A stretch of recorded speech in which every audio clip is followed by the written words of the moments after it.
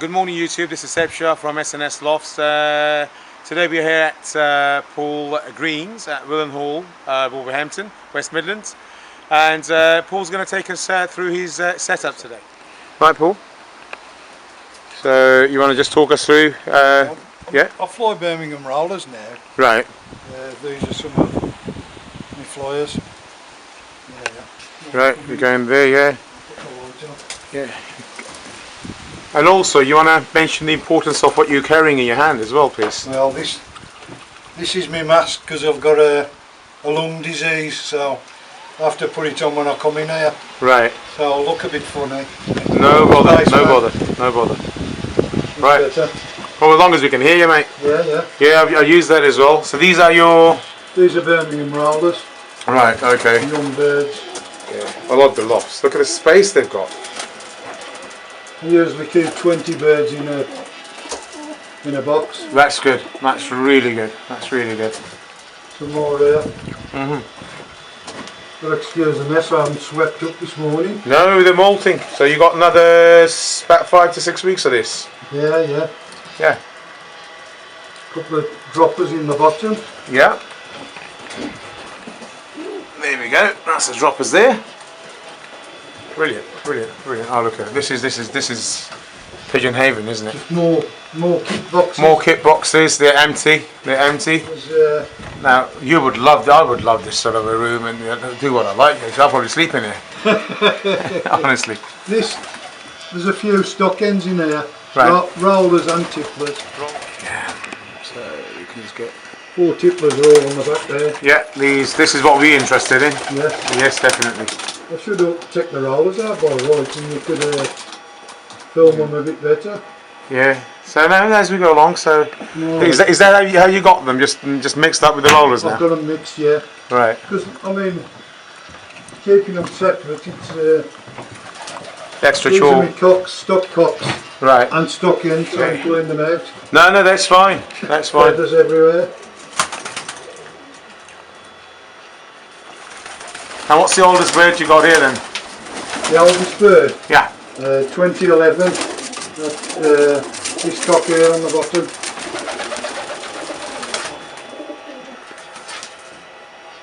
I think that's 2012, this bronze bottle. Right. I think that's 2013, I think.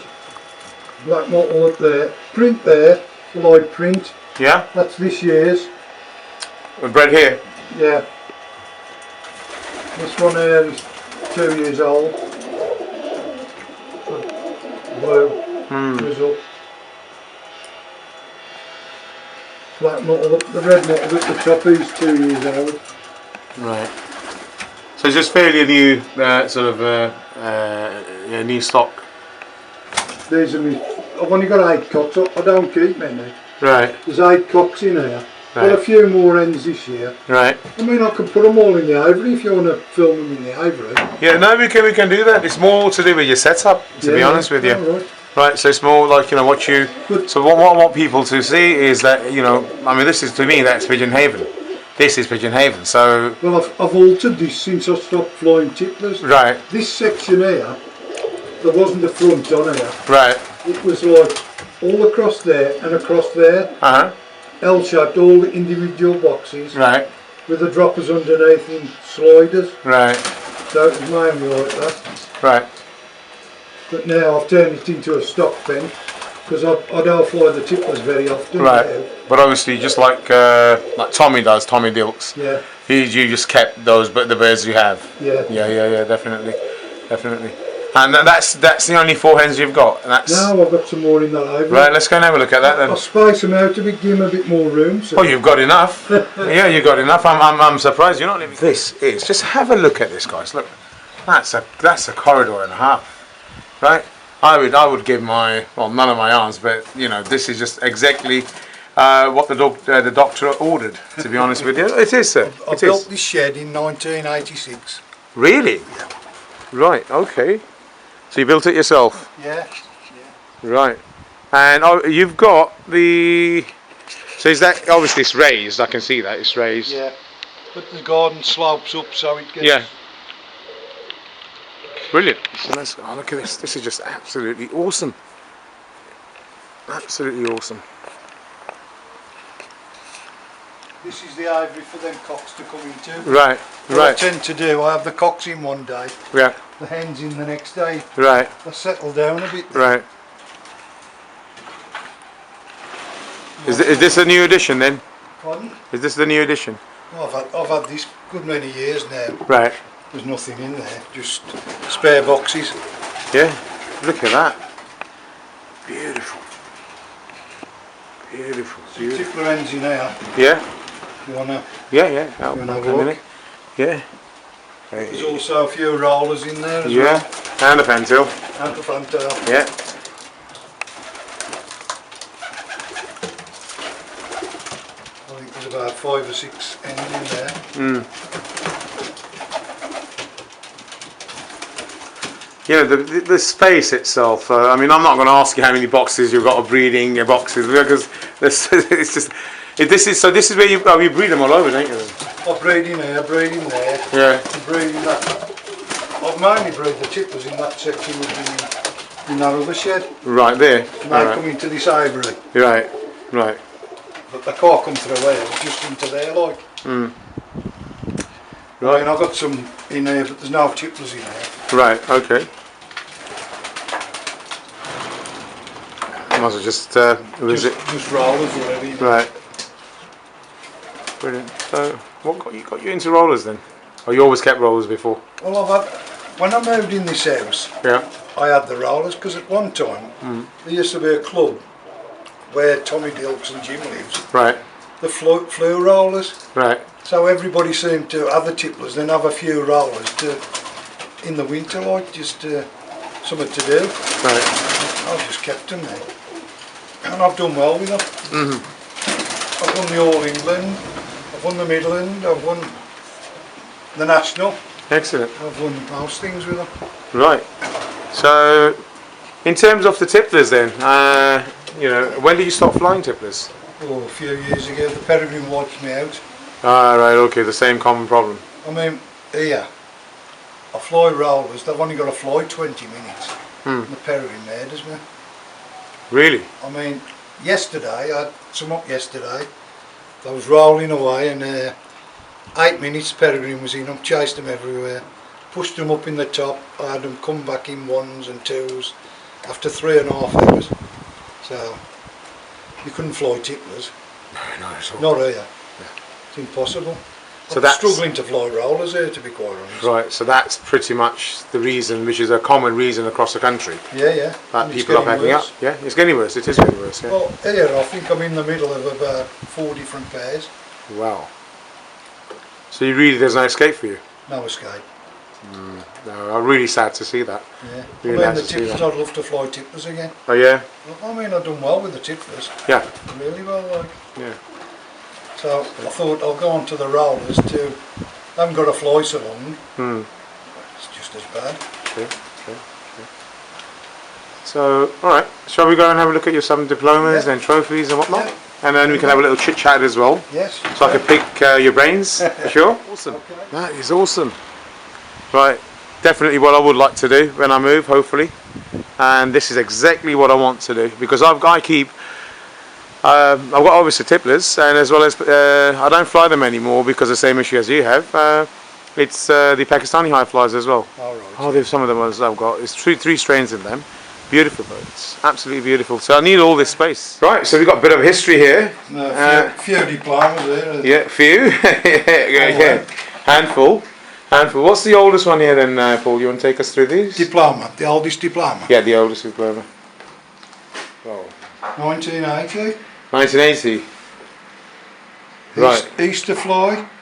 Yeah. 16 hours one. 16 hours on, yeah. Novice I was then. Yeah. Same as Jim. yeah. Yeah. Yeah, same as Jim in I 1980. was flying in 1977 or 77, 78. Really? Yeah.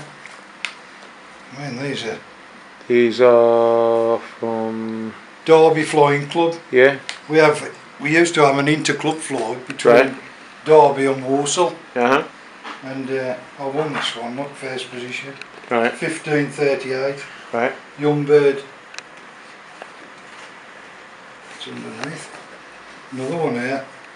Derby against Derby. 14 hours 34. Young bird. Yeah. And when was that then? Date? It's not dated, is it? Some of them. Oh, it is 84. dated. 84. First to the 4th, 84. Yeah, 84. 84.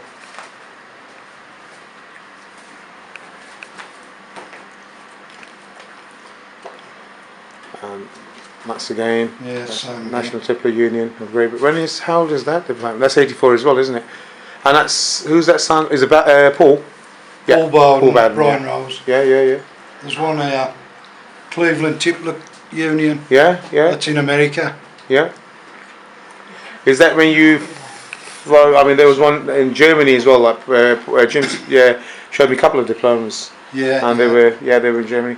Right. So we've got the lovely Mrs. Green here. Yes. Yeah. Thank you very much for having us today. That's all right. Yeah. Thank you. Pleasure. Thank you very much indeed. Likewise. Yeah. We'll just go through a few of them. Yeah. Please do. Well, there's 19 hours 1, 1980. That's a long day, isn't it? That's a long day. Long flight. day, Yeah. 1980. Young bird 4 hours 46. That was a good one. That was a good. Yeah. August Young bird 1980. 12 hours 21. Not bad at all. Are you into this? Yes. Yeah. Young bird club fly 13 hours 58. 1980. Brilliant. 1981. 14 hours 28. Yeah. 1981, 13:14. 12:57, 81. Brilliant. Young birds. 10 hours 2 minutes. That's 81 again. 81. Yeah. 82. Yeah. 12:32. Yeah. Yeah. As you can see, them different diplomas, because Yeah. if anyone brought the record. Yeah, the picture will go on there, the bird's picture. Well, that was Yeah. 19 hours 11 minutes. Les Robinson brought Yeah, the yeah. record. He's went on. Same again. Yeah. June long day 14:59. 14:59. Yeah. Young bird 12:05. Young bird 15:27, club record. Young bird 12:44, second place. They are 14:22, young bird, club record.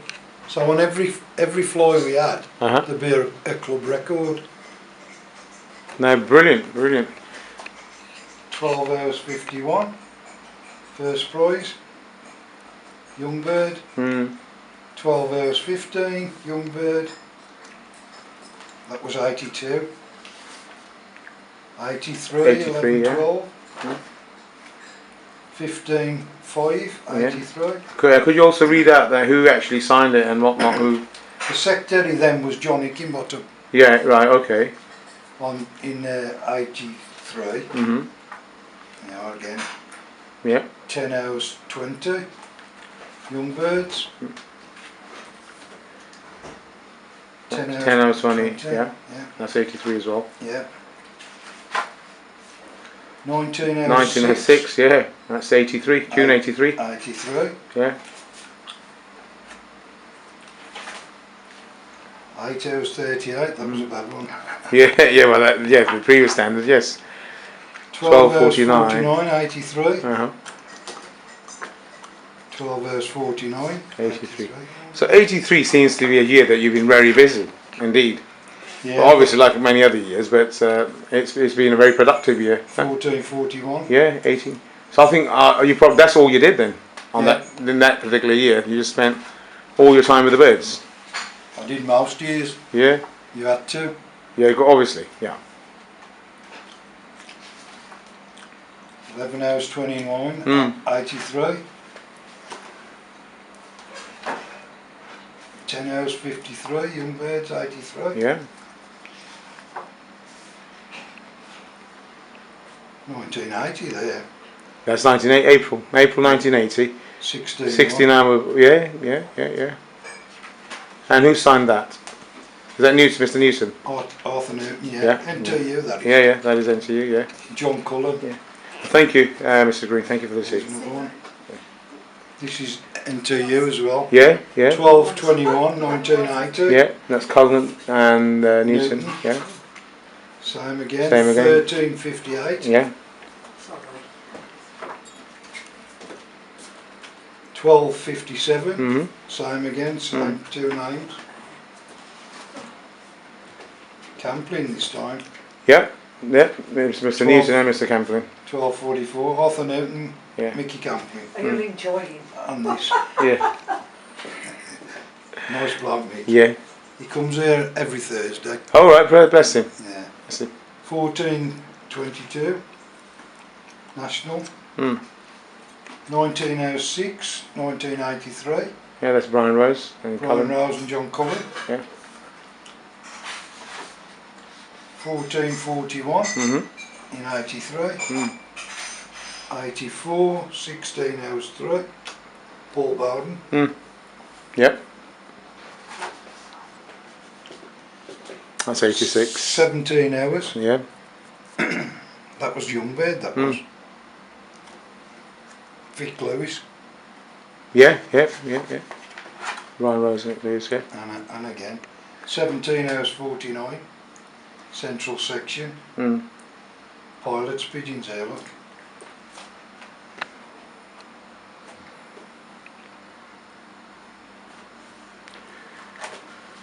Yeah. 13/22. Yeah, that's Paul, signed by Paul. 84, 87. 87 that is, yeah. Another one 87, 14/45. 45, yeah. 17/06. That was a Youngbird, that was. Yeah. 18/50. Yeah, 1850, that's 88. 88. Yeah. Flew 4 birds there. Yeah. No, five birds. Hang on, 1, 2, yeah. 13/10. Yeah, 5 here again, yeah. Yeah. God, a biscuit. 14/17. 88. 18/04. 89. Brian Rose, Paul Bowden. Yeah. 14/49. 89.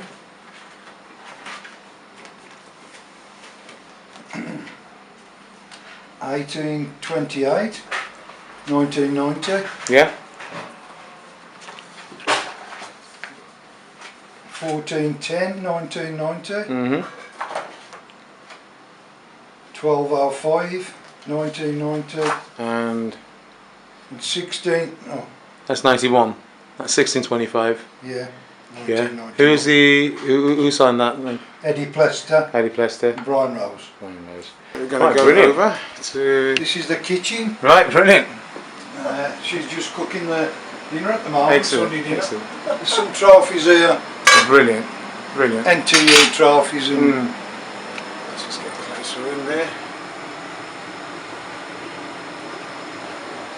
this is my favourite one. Right. And why is that your favourite? I won the NTU Novice Cup in 1980. Oh, that's the one that Diploma we saw as well. Big massive cup. Right. Okay. So now this has been reduced, is it? Well, no, that's what you keep, but Oh, you get the cup. cups- Oh, yeah. It goes the back. cup's this high. Yeah, that goes back. Massive cup. Yeah. Few more NTUs. And in this cup here, Right.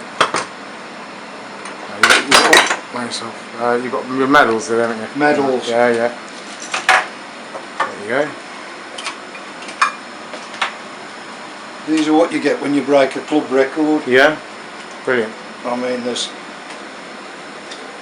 loads of them. On the back it tells you Yeah. what 1986. Yeah. Easter fly. PW Green 17 hours. Yeah. It's all there. there's loads of them, look. Yeah. Because I broke a lot of records.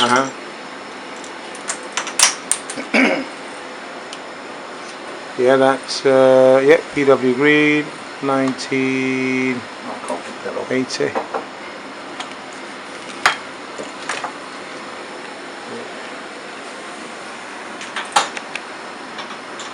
So you packed up, you said 2 years ago, 3 years ago? No, I haven't flew Tipplers for 15 years. 15 years? Yeah, I'd like to. But obviously the issues up above. Peregrine. Yeah. Yeah, it's a nightmare.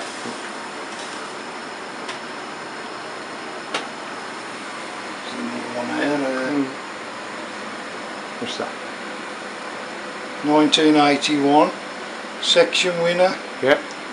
19 hours 7 minutes. 1970. Oh, brilliant.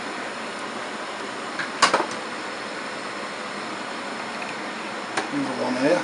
I'll be picking your brains in a minute with a lot of questions. Yeah. What's that one? Yeah. 19 hours 1. Uh-huh. Yeah, that's yeah, Long 1980 day long. Yeah, yeah, yeah. I mean, now would you believe it now? With I mean, you were to. I mean, you got third position for that. yeah, yeah. That's with 19 hours 1 minute. Yeah. And now you look at it. Nowadays, It's all people are getting in- 7, 8 hours. They're getting the first Yeah, position. yeah, I think recent fly with the NTU, Tony Visa. I think there's about 14 or 15. The recent one. Other than that, it's just been a nightmare. Well, in our club in Warsaw, Yeah. in the 80s, 70s, 80s, 90s, there was over 20 members in one club. And in that club I flew young bird kit, international young bird, 17 hours 6, and I was second Right. in a young bird fly in the club. You know, so what was it like in the national? National, yeah, exactly. Yeah, yeah. Come on, you were competing at any one time with 300-400 flyers, weren't you? Yeah, yeah, yeah. So now you'll be lucky to even gather up 30. Another one here. Which one's that then? 4th NTU. Yeah, that's 19 hours 17. There you go. 4th. 86. 86 4th. Yeah.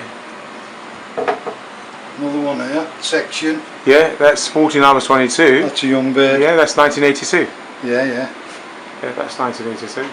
Brilliant. There's quite a few. I've Yeah. got some more in there, Right. but they need cleaning though. No, that doesn't Some matter. cups. That doesn't, That's so. all the cups. Right. These are all my own. Right. That I've won outright, Right. but they need a good clean. No, they're lovely. Yeah. They are absolutely lovely. Look at that. That's 1988 Youngbird knockout winner, Paul Green. That's the one on the left is 1988. But what we used to do in that club, Yeah. you used to have all your trophies put on one cup, Right. so you haven't got a lot of little ones. Yeah. You know, like this one for instance. Yeah. Is that little? Well, it wants a good clean. It's Yes. Oh yeah, all yeah. the All, times are on there. yeah, yeah, yeah, yeah. You can see them for that year. I can see them. I can see them. That's the long day. First 14 hours 59. Second Youngbird, and that's 15 hours 27.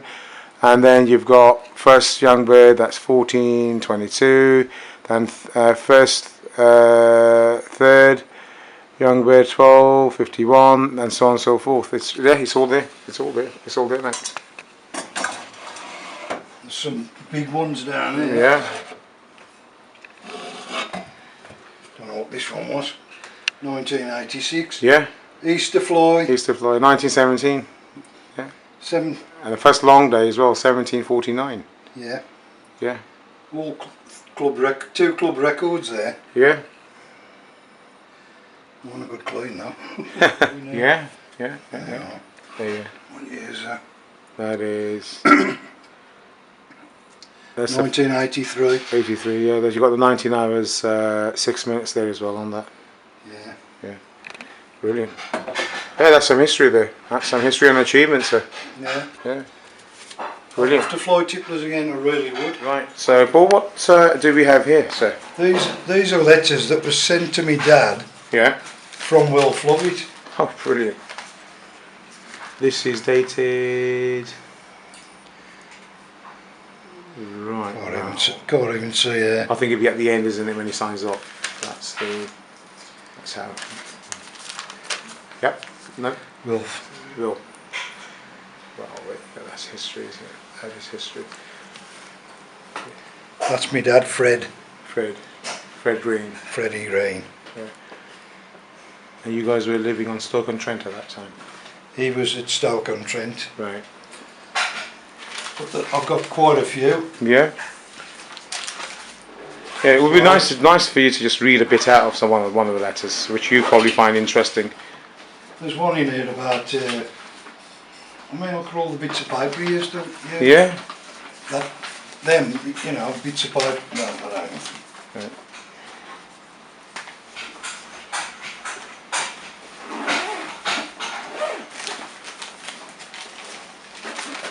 Nice writing, though. Oh, absolutely, yeah. Yeah, that's 72. That's June 72. Yeah. Yeah, yeah. I mean, there's that, I can't read it. I need my glasses, like, but Right. there's some in here that my dad says to him, if you bring any black models, Right.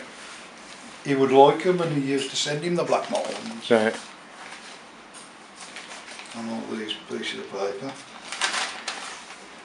So, You know, his yeah, proper signature there. his proper signature here. Yeah. Yeah, there you go. And that's also, yeah, he didn't put the date on this one. Yeah. But obviously these are more, they're friendly communications, aren't they? Not official. Yeah, yeah. And so you would, yeah, Oh, at yeah. the time. But we see the date off on them anyway. So, yeah. I mean, this is what they used to send on. Yeah. Little bits of paper. Look. Yeah, yeah.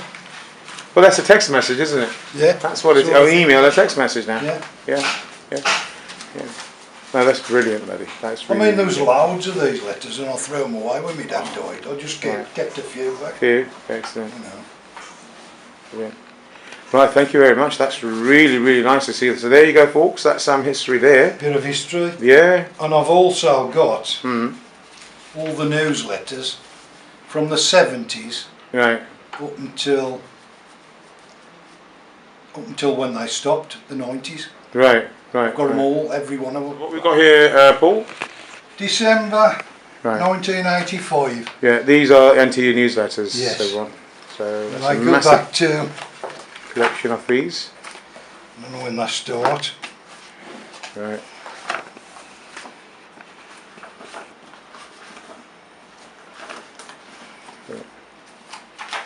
Right. That's 82. 82. Yeah. These are from 82 onwards. Yeah.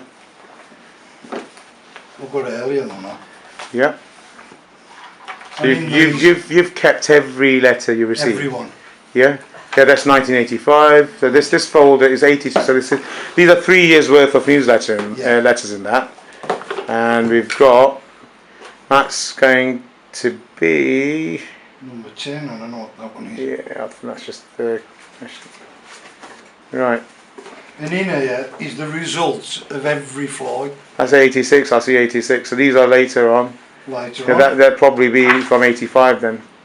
Yeah, 85. 85. Yeah, 85. 85 onwards. So you're looking at around about 3 years on. So 88. But, So that binder would be 85 to 88 then. Yeah, look at that. yeah, like this Yeah. is the competition fly. 86, April 86. Yeah, These are the winners, and then it goes from here. yeah. All them. Mm. Wow. That's just 80. This is That's just guys. Look one at the fly. sheet. Look at the number of flyers on that sheet. God. And I bet you that these at the bottom are disqualifications. Now let's Yeah. have a look at the next page. How many got disqualified as well? You want to look at the Yeah. next? Next page. Oh my God. All them. Oh my God. Now, gentlemen, have a look. All Have a look. disqualified. These are all disqualified. Just looking at some names. Yeah. Ken Potts. Ken Potts, yeah. Ken Potts right up there. Yeah. Bristow, Colin Bristow. Yeah. CJ. Jim MacDonald, Tom Dilks. Tom Dilks, yeah. Oh, yeah. Roy Dowing, he was a good flyer, Yeah, Roy Dowing. Yeah. Oh my God. Jim Johnson. Johnson's there as well, yeah. Yeah. And yourself as well? Was I on there? Yeah, there on the next page, have a look. Oh, right. Right at the top, Oh, right at the yeah, top, yeah. yeah. PW Green. 5 birds, 1 bird. Oh, out of bounds. Out of bounds. Yeah. There we go. There we go. Find some more. Yeah. So. Yeah, here's another fly. Yeah.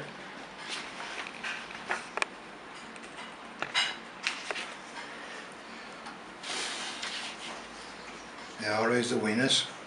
Yeah. That's Hardy. Harry got a second on that, 17 hours 20, and that was in 1986. Yep.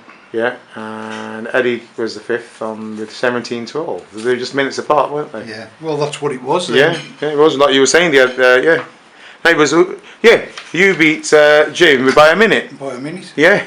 Yeah, here's all the Yeah. few of the others. that Yeah. flew. Oh my God. Yeah. Yourself as well, right at the top, 17 hours. Oh, 17 You hours, 17 yeah. hours there, mate. Just minutes. Yeah, yeah. That's the first Minutes from 17 hours. 17 to- hours. Let's have a look. And that's gone to 17:40. 45 minutes. And that was a Ne- record. Yeah, that was Hardy, Mr. Hardy. Yeah. Yeah. Oh, My there's God. loads of others Yeah. in there. In every one of these news, like, Yeah. there's the results. Yeah. Yeah, he's disqualified. Look at that. Look at the list of the disqualified people there. Right. All them timed in. Yeah. That's endless, isn't it? Yeah, that's. Nothing like that nowadays. Oh no, you never see anything like that. Oh, you never see anything like that at Been all. wiped out. Yeah, There's the winners. yeah. Harry Shannon. Shannon again, fourth. Yeah, 19 hours 7. There's me. That's you, section on, and you were timed at 17:49. That was a section, yeah. Yeah. That was 86. That was 86. Yeah, that was 86. Yeah, here's another one. What's this one? Yeah, there's another one as well. Yeah. Look at that. Yes. Paul Paul, Bowden. yeah, 1632. Shannon got 1632 as well. Yeah, Yeah, all them. and all them. Yeah, definitely. Look at that. Look at that list of names. Jim Johnson. Yeah, Jim Johnson there at the top. Manuel Fenton. Yeah, Fenton up there. North Belfast, yeah.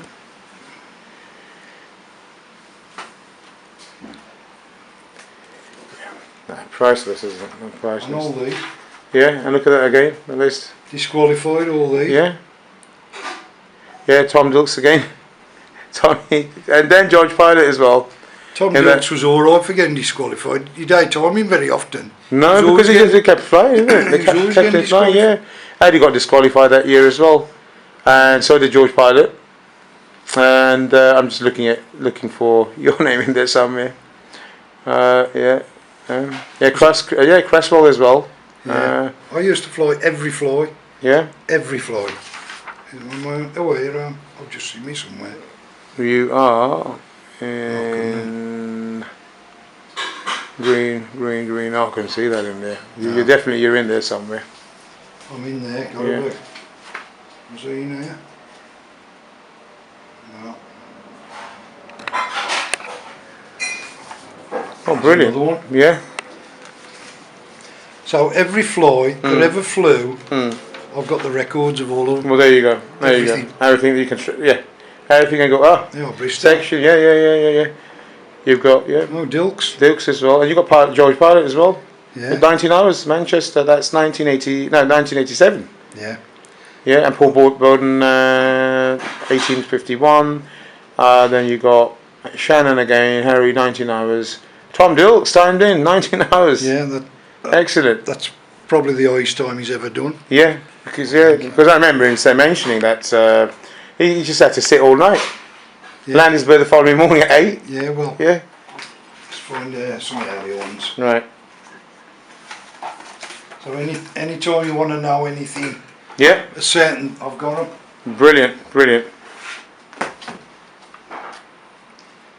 1981. 1981. Yeah. So we go back here. 1978. 1978. There we go. Now we're into the 70s. Dilks. Yeah. William Hall, 1701. Camplin. Kemplin, Springfield, 1642. Paul Bowden. Yeah, Bowden, Handsworth, 1610.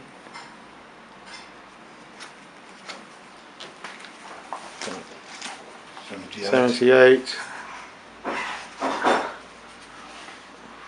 Camplin. Campling third. Camping third, 15, 20. Smell the other day, smell the old paper. Yeah. I mean, look how many was flying in 78. Yeah, look at it. It must have been an event, I mean locally as well. Yeah. Kits here, kits I mean, there. there was about 4 or 5 clubs in this area, Yeah. and they'd all got over 20 members. Oh, there you go. Warsaw Club have got the biggest membership. So it was raining tipplers then? Yeah, Rainy Tipplers. Yeah. Yeah. Look. Brilliant. Right.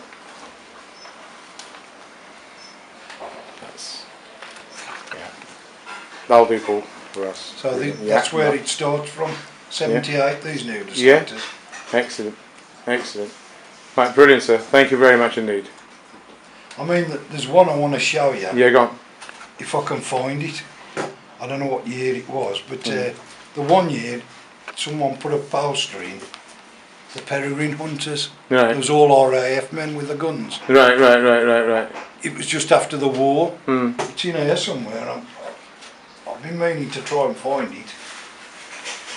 And there's 2 or 3 pages full of rings. Right. NTU rings, roller rings. Ah, yeah. basic rings, just from one site in Bristol. Wow. Paul, now for some commonly asked questions, and I'm sure the Tippler fans out there, across the globe, they would be eager, interested to, find out further about you and your hobby. So we would really like to know, how did you become associated with Tipplers, and how long has it been? I was associated with Tipplers at an early age, about 8 years old, because my dad kept them. Right. My dad kept Tipplers all the time I grew up, Right. What strain would that be? the same as what I've got. Mm. They all come from my dad's Pigeons, Right. and I can go back. There's a picture of a pigeon on my front door. Yeah, I've seen it, yeah. That's a 1973 pigeon. Ah, right, okay. That pigeon I bred round. Everything goes back to that. Right. That was my dad's. Right. And he had pigeons from Lovatt. Mm. Right, okay, so obviously, so it runs in the family. Oh yeah. So you've seen the birds with My dad used to fly in competition. Lofts rings on and all that. Well, with his own rings on, but he used to have pigeons of it. And he was a good mate of Mickey Campling's. Right. They was in the same pubs, things Right. like that. Right. Started in Birmingham, Mm-hmm. then Warsaw. Then Mickey Campling went to Springfield. Yeah. Right. Well, that also sums up how do you acquire them and who from. So Yes, obviously, your dad, and that we can trace that back to Lofts, so that's not an issue. Now, a lot of people have an issue. You always hear, losses, this and that, especially when they settle them. Yeah. That particular phase of settling, when you wean them and you look to settle them, and a lot of people, I personally think it's the eager beaver syndrome that you do lose birds off. If it's a process, because if you're calm and subtle about it, and you're gonna pace that out, and I'm sure your losses can be reduced significantly. So now, how would you suggest, and how do you settle your tipplers? I used to have an aviary on the top. Right, cage. Yeah. A cage on the top. Yeah. And they used to come in through there. But that was a big help. But how I settle pigeons now is I'll just let them come out on the grass. Right. Through the door, the tipplers onto the grass with a few rollers, and often on the shed for a bit. But sometimes I just strike right up and away. Right. So you do still suffer losses. Oh yeah. Yeah. Yeah. I think that's part and parcel. You will do, depending on how agitated the birds are, or how if the youngster's full of energy. And what I find as well with a loft like that, it's massive. The roof is. It's Yes. 42 foot Yes. by 10 foot. Yes. I'm frightened. Yes. So when I'm first settling them, Yeah. they'll drop on the edge, on the fence, Mm. anywhere but on the top of the bed. Right. So, it's hard to believe that. Mm. So I mean, when you got over that settling period of time, and then what traits are important to you when you are selecting a kit?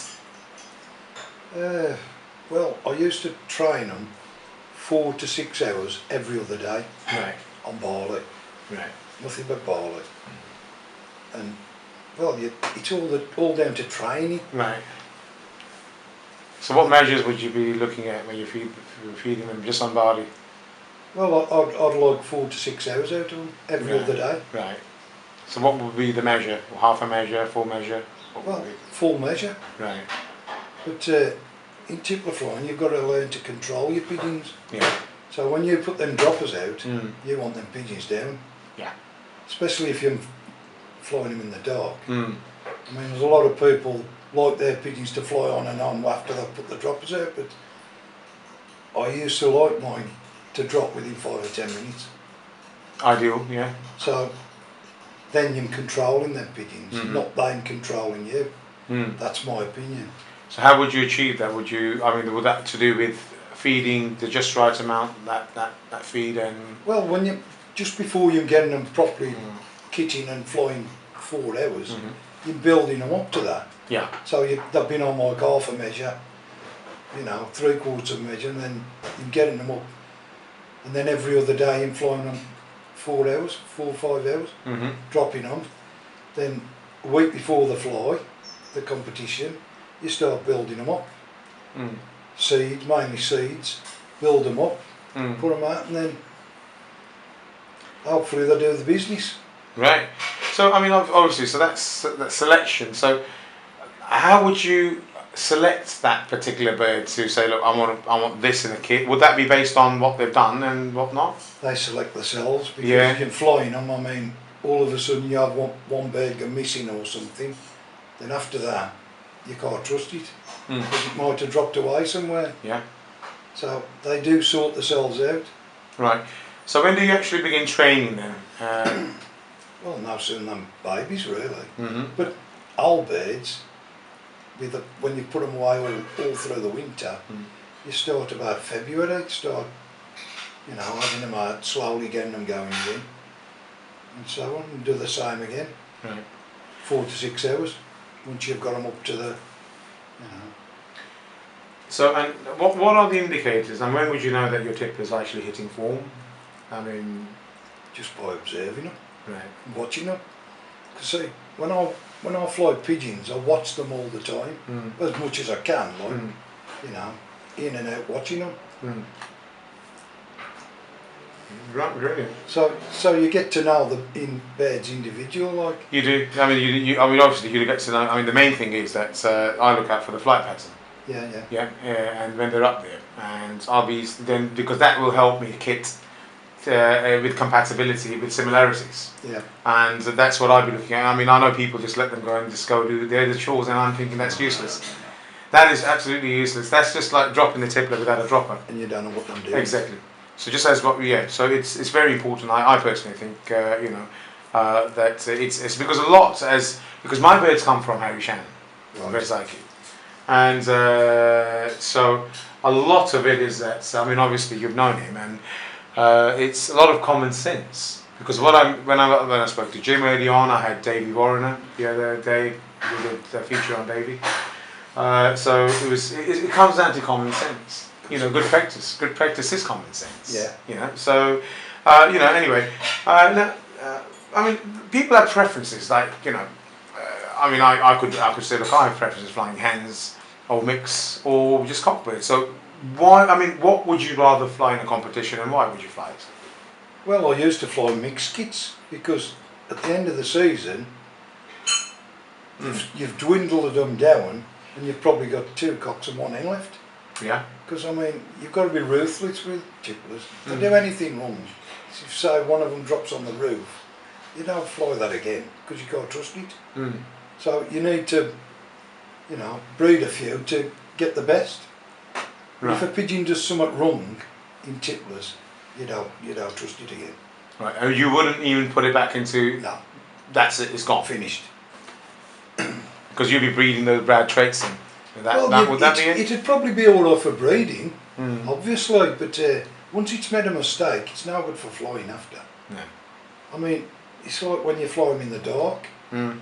and them flying and flying, Mm-hmm. you're watching them, and then one pulls out the back, and all of a sudden it disappears and it has the night out. It's no good no more. Probably good to breed up, but Yeah. not Oh, that's good what I for was flying. getting at. That's what I was like indirectly getting at. That you know, I mean, obviously, if it's from so you will actually think, okay, he's made a mistake, but look, we can perhaps keep him from breeding. Yeah, Yeah, okay, we can keep him. Yeah. yeah. So you just mentioned about you mentioned dark now. I mean, do you train to dark or do you train into dark? And what is your method of dark training? Well, when you first start dog training, you gradually get them into the dark. Dusk onwards. Yeah. And then, now soon you've dropped them, keep them in the aviary with the lights on for a good half an hour, just so as I'm getting used to it darker and darker. But keep the droppers in with them as well. Right. You know, go from there. Then the next time you have them out, give them another extra 5 minutes into the dark, but watch them all the time. You know, if you think them a bit, you know, not very good, Yeah. put the droppers out. Don't spoil a good pigeon for a few minutes. Sort of thing. So it's a game of being patient. Yes, Because eager. That's right. they might be ready, but the birds are It's not. not. No. So that's crucial. That's good. That's fair. Dude. And now, in terms of do you use any artificial means in your loft to affect the flight feather molds of your birds? Like in the racing pigeons, they do darkening systems and No, whatnot. nothing like that. Just a natural process. Yeah. Yeah. No, because it's a very it's This time of year, Yeah. anyway, you've finished flying. yeah. So It's, you just put them away, molt them through, yeah. ready for next year. True, and it's only till not even the furthest we'll go is that third week in October, and by then even the late molters will just absolutely have completed that cycle. Just feed them up on good corn seeds, going through the malt. Yeah. So I mean, droppers play a significant part, Yes. as we all know, and so what's your system of dropping, and what droppers do you keep, and why do you keep that particular strain of droppers? Well, fantails, cross fantails I used to use. Right. You know, and they play good. Dropper's a dropper. True. Keep them hungry, they'll do what you want. True. Again, that control and discipline comes into. Yes. Yeah. I can understand, but obviously, to bring my personal sort of thing into it, I'm looking for a bigger fuel tank. Right. You get it? I mean, obviously, if I'm going to have them for a little while chasing corn, I just don't want. I mean, anything that's smaller in stature, smaller in like the crop size and whatnot, quicker it'll fill. So I'm kind of like, when I'm going to be selecting my droppers, I'm going to be, even if I have to make a hybrid, I would actually look for something. This is my personal take on it, and and I would try to once I'm a bit settled into our new place, I would actually try to do that. I would try to get a hybrid dropper with a big enough fuel tank. But the thing is with a dropper, Yeah. once you feed it too much, it won't do nothing. No, you won't. No. Useless. Yeah.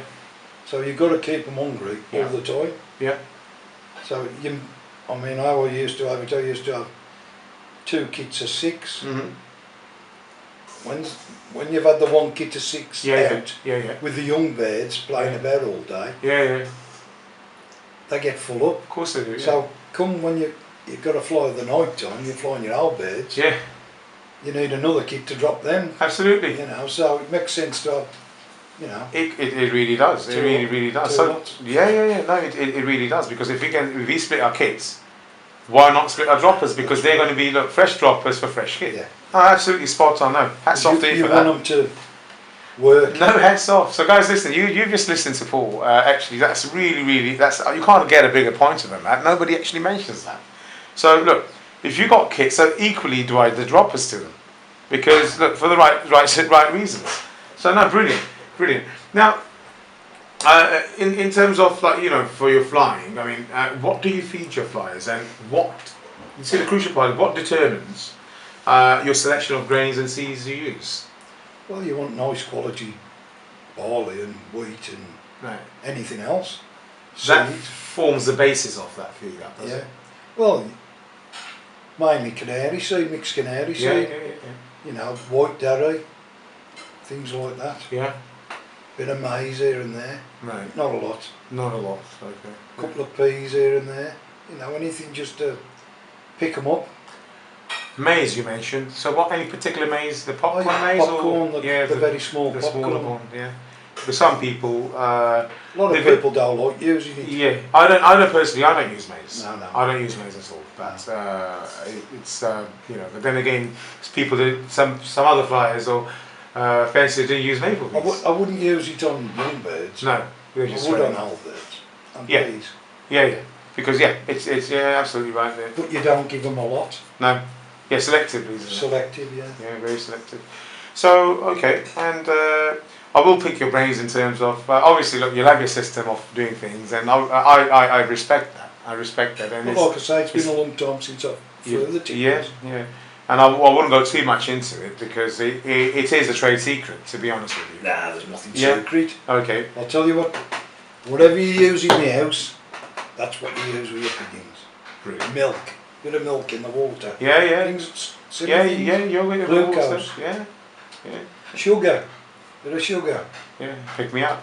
Yeah, I know, I'm sick. It's all common sense. It Tippler is, flying. it is. There's no secrets in Tippler flying, I'll tell you now. Yeah. Well, I've got no secrets. Brilliant, no, brilliant, because that says a lot in terms of then, because the whole thing is that the main reason behind what we're doing is that, me and my daughter are doing, is to preserve the knowledge, and it's for the generations to come. That's if there's going to be anything left. Well, let's hope there is. Falcons. Yeah, let's hope so. But I wanted to document this, you Yes. know, the likes of yourselves and other flyers, you know, because like when we talk about Jack, when we talk about Gordon, when we talk about other people, we only can have pictures to go by. Yeah. You get it, and not, you know, like from the horse's mouth. It's now he said and he said and whatnot. I knew all them people. Yeah. What Yeah. you just mentioned. Yeah. So it'd be nice. I mean, after I ask you these series of questions, then it'd be nice if you can tell me some tales and some stories. You know, some moments, shall we say? Right. So once birds of bay has basically been up there and they've been flying for you, and once they're down, then what sort of method or how would you be caring for them? Well, I wouldn't feed them straight away. Yeah. If they've done 4 to 5 hours, I just give them half an hour, then feed them. Right. You know, mainly used to feed them barley and a pinch of linseed. Right. That's it. And you keep them on that until the week before they fly, and then boost them up. Brilliant. Right. Now, I've seen your lofts, they're quite big. And they're decent size. Okay, they're decent size to house one's hobby. Now, obviously, that's a chore also at the same time. They're pretty to look at, and when the cleaning gets them going, you know, and if you have birds housed in every section, that's a lot of work. Now, what is your loft management system? And in total, at one time, I mean, especially, I'm going back to Pigeons, Tipplers in particular. That how many would you be housing at that particular time, and what is that, or what system did you implement? I mean, I only used to keep about 4 to 5 pair. Right. Okay. You know, and Yeah. you can breed plenty of 4 to 5 pair. You can. Yeah. Where I used to live up the other house, Mm. it was like a very small garden. Yeah. Had an 8x6 shed. Yeah. With a like 6x6 on the side of that, with an ivory on, Right. which was very small, really. Yes. And I used to do everything in there. Mm. You know, Management. Yeah. so flying and breeding. You had to, isn't it? You had no Yeah, choice. no choice, because I've got a very small garden. Yeah. Now I moved here, I've got plenty of room. Yes. Probably too much room, really. It's amazing. It is really amazing. I mean, the thing is, if I didn't keep Birmingham rollers, Mm. I wouldn't need that much room. No. You only need not much room for tipplers, No. because you don't keep many. No. Right. You only keep the very best. Mm. I know, I've seen it. It's just, you know, it's obviously the ventilation system is really sought after as well, in terms of it's thought after actually. And so, what sort of, is there any particular lighting that you would like to have in there, or you have in there that is probably replacing the, like, you know, now you get the tube lights. Yeah. For sunlight equivalent and this and that and all that ratio. I've just got the just in a little case in every section. Right, just a standard light. Yeah. On the top I used to have the, you know, the big, Yeah. I've took them down now. So All right, the spotlights. spotlights, you know. Any trouble with the neighbours with the spotlights? No. No, good Well, as gold. If you look behind, Yeah. there's nothing behind. No, there isn't. Oh, so it was facing. The lights were shining right at the back. At the back. Right. Well, on Brilliant. the top. On the facing back. Back, yeah. So any overspill would be obviously going into no one's business. So Yeah. yeah. Right now, on to breeding now, Paul.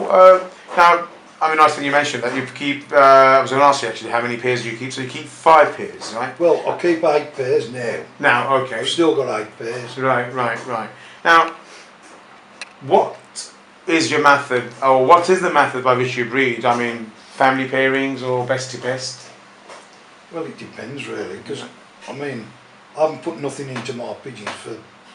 I put a pigeon in 1983 or something like that. Which was? It was one of Billy Brown's Right. from Oldham, Right. and it was like a Macclesfield black mottle. Right. And I bred that in. I flew young uns off them. The original one, bred off the young one, which was half mine, half his own. Flew that, took good time with it. Paired that up, bred off that. The young one off them, if I bred a good young one off them, I'd pair that up the next time, get rid of that one, and so on and keep wet. So you breed it in and breed it out at the same time, over a few years. Right, yeah. Just to strengthen the blood. Yeah, you need that, yeah. Because that's, obviously that, you know, I mean, to me, genetic compatibility is it's important as well. But you like know. I say, with my pigeons, I Yeah. went back with my father's records Yes. to 1966, Wow. you know, so... How close is too close? In Well, the breeding I've never paired brother and sister. Right. I've never paired that close. Right. I've never paired father to daughter. Right. I've always kept it as much apart as I could, From to the source. so as you can keep it going for longer and longer, for years and years. Right. You know, if you don't pair close, you're Right. better off. Well, I think you am anyway. You can keep the strain for a lot longer If you don't pay it close. if you don't pair close. Right. And if you do pay it close, what would happen? Well, I think when you pair close, they get weak and they get like web feet and things like that. Right. Have you tried it? I've not tried it now, but I've Right. seen other people that have. Right. You know, they. Yeah. So you get abnormalities, you get deformities, Yeah, and then, deformities. yes. When you pair too close. Yes. And You they do. pair like brother and sister and Yeah. father and daughter. Yeah, you do and get that. Keep going in like that. It's It will. It's But not- there becomes a trend, and I think there becomes a pattern of deformed feet. Either one of the claw yeah. will be. Yeah. I've actually seen that. And they get weaker. They do get weaker. Yeah. Yes. Absolutely you're right. So now we still stick. We've got to stick together. But like I was saying, my best pairing Yeah. is uncle to niece Yeah. and auntie to nephew. Them are my best pairings. You're absolutely right, because the results Yeah. in terms. Yeah. You can keep going. You can keep it doing. You can. I mean, look, the combinations, you know, are endless. Endless, yeah. The combinations are Rather endless. than too close. Absolutely. No, absolutely. That was my best pairings, like, to do like that. Absolutely. Because I've got, to be honest with you, I've done. It took me nearly 4 years to get to what I mean in the process, and now finally this year, early on this year, I've had. I mean, it's a hen now. It's a hatch. It's exactly 110% what I wanted. Oh, good. Took me 4 years just to get one bird. Yeah. Then it will. You know? And You've got to be dedicated to do you that. have to. And this is, I'm so happy. Yeah. I'm really over the moon, because it's exactly how I want it to look, and the trend and the traits. It's there. But it took me. It wasn't, oh, I'll put this together. Next hatch, I'll have this. You know, and it's, people don't really realise that science behind it. Yeah. In terms, you know, that dedication, that commitment. Yes. And the more, what you will face more often is the disappointment. You know, I could have given up 2 years into it. There's always disappointment. There is, yeah, absolutely. I mean, with pigeon flying, tipplers, rollers, races, you've got to be dedicated to it. Yeah, You've absolutely. got to go all the way. It's no good going half-hearted, because you'll never do no good. So now, what do you feed your breeders, and do you, I mean, seasonal, and that seasonal variations when the weather changes. Now, do you change their diet during that change? Well, I mainly put them on breed and wean. It's Mm. like a mixture Yeah, going. yeah. And as they've gone through the malt, Yeah. put a lot more wheat with it. Mm. So they're on a lot of wheat. Right. And when they finish the malt, I just, you know, just a bit of wheat, bit of barley, now and again a bit of good stuff. Mm. You know, because they're not flying. They don't need you know, they don't need nothing. They're just being Right. fed. No, definitely.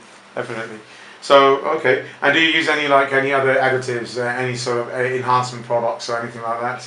I mean, now and again I'll put a bit of cider vinegar in once a week, like. Yeah. Just a cup full of cider For vinegar. the acidity level. In my tubs, in a gallon. Just Yeah. tip a bit in and Right. take it up there. Right. And now and again I'll put a bit of calcium in. Yeah. That's it, mainly.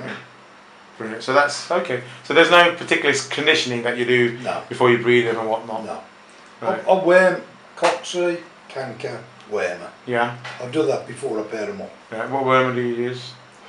Hawker's wormer. Right. The, Right. I've seen it. Right. Okay. Yeah, it's just varies. I mean, I stay away from certain commercial Yeah. products. Yeah. I tend to go more sort of more prescribed sort of right. medication, and that's vermin especially. And what about jabbing for PME? I do them every year. What do you use? You oil based or water based? Well, I use the Columbovac if we can get it, but sometimes you can't get it. So it's water based. Yeah. So you use the other one, Novelis. Novivac. Yeah, the white one. Yeah. That's oil based. Right. Okay. Right. Brilliant. But I only do them once. I never do them twice. Right. So you mean like So if I breed 20 young birds, yeah, you only do I start do once. them once. That's it. Then You don't do a booster. Never do them again. Yeah. No need to. I mean, I've done it. I've done the booster as well as I've not done the booster. It's just really. I mean, touch wood. It hasn't I haven't seen any adverse effects. Yeah. Now mine are due. Now I've done what I tend to do is I actually before I give them so everyone has their own methods and ways of practice or implementation a certain way. Now what I do is that I tend to give them a course of before the vaccination. I give them about 5 to 7 days on a certain antibiotic. I run that through, a few days off, bit of vitamins and whatnot, just to build them back up. Then I deworm them, and then I let them on again. So give it 10 days before that, and then I will jab them. Yeah. That's how I'll do it, because it's obviously it's recommended as well. But recommendations are only good as people who wants to do them. So, but I just do that anyway. I'll be doing that. So that's my way of doing it. That's how I feel comfortable. And but anyway. And so, what are your thoughts on antibiotics then? I only use antibiotics now and again. If you're required. If you think them, Yeah. Gone down the nick. But usually, when I have sick pigeons, I just kill them. I don't mess about with No, I get you. Yeah, I look at what I've got to preserve and protect rather than that individual bird. If you have one good, down in the dumps, sick, I just tend to kill them. I think that's just My wife don't like it. But No. Gone. Yeah. So this is obvious, but I've still got to ask you because. Okay, what is your favourite? I was going to say Tippler strain, but okay, what strain of pigeons would be your favourite pigeons and why? Well, I like the pigeons my Tipplers I've got. I've had them a long time. Yeah. They fly well. They used to fly well. I've done a lot of good times with them. I've done over 19 hours 5 times with old birds. I've done over 17 hours with young birds. And I used to win the shows, the NTU shows with them. Brilliant. So, what more can you ask for? No, you can't ask for much, mate. Excellent. And now, in terms of if you were to give tips out, now your top 3 tips for the from your experience with Tipplers. Top 3 tips. Yeah. Get good birds to start with. Training. It's all about training. The more training, the better. That's it, really. Observation. You've got to watch them all the time. I mean, there's people fly tipplers and just loose them out, go in the house and not watch them. Well, you don't know what's doing anything wrong then. No. So you need to watch them to pick your best birds. Right, now, message for the novice. Message for the novice. Just go around and watch people who fly regular. Just go and watch them, see what they do, if they'll let you, like, you know. Other than that, you've just got to watch people. Watch and learn and make mistakes and learn. That's right, but you will learn by your mistakes anyway. Over the years, it takes time to go flying. It does. Brilliant, brilliant. Well, our time's up here, Paul. Thank you very much indeed for having us. We thoroughly enjoyed the day today. So, indeed, it's been a day. You know, I've enjoyed every part of it, being here today, and your hospitality. So, thank you very much indeed for having us. So, that's goodbye from me, and it's goodbye from him. Thank you.